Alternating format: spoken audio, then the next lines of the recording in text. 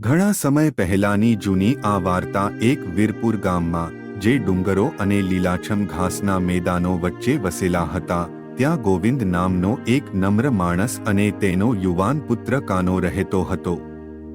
ગોવિંદ એક લાકડા કાપનાર ફર્નિચરનો કારીગર હતો, જે સમગ્ર ગામમાં તેના કામ પ્રત્યેની ખંત અને સમર્પણ માટે જાણીતો હતો.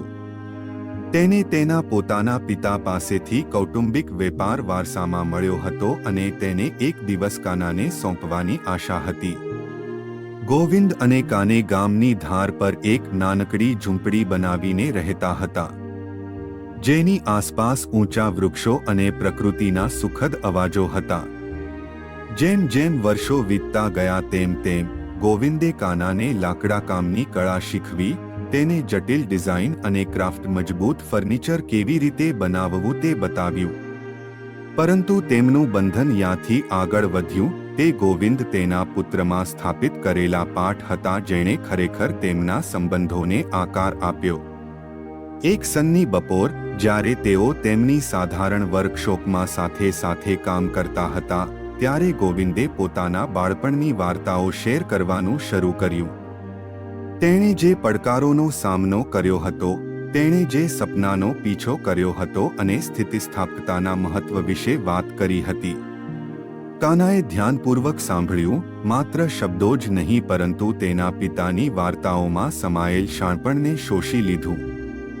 એક દિવસ, જ્યારે ગામ તેના વાર્ષિક મેળાની તૈયારી કરી રહ્યું હતું, ત્યારે ગોવિંદ ગંભીર રીતે બીમાર પડ્યો. એક સમયે તેના મજબૂત હાથ ધ્રુજતા હતા અને તે લાકડા એકઠા કરવા માટે સંઘર્ષ કરી રહ્યા હતા, જે દાયકાઓથી તેની આજીવિકા હતી. ચિંતિત, કાનાએ તેના પિતાને આરામ કરવાનો આગ્રહ કર્યો, તેને ખાતરી આપી કે તે એકલા જ કામના ભારને મેનેજ કરી શકશે. ભારે હૃદય સાથે ગોવિંદ સંમત થયો. કુટીરની બારીમાંથી કાનાએ લાકડા કાપવાના વ્યવસાયની જવાબદારીઓ સંભાળી લીધી.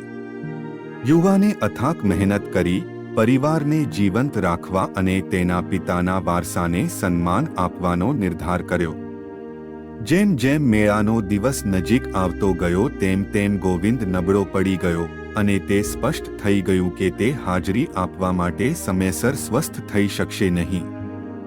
ગોવિંદ, તેની ફરજ અને તેના બીમાર પિતા પ્રત્યેના પ્રેમ વચ્ચે ફાટી ગયેલા, તેણે ગોવિંદને હસ્તકલા કલાના એક ટુકડાથી આશ્ચર્યચકિત કરવાનું નક્કી કર્યું, જેમાં તેણે જે શીખ્યા તે બધું દર્શાવ્યું.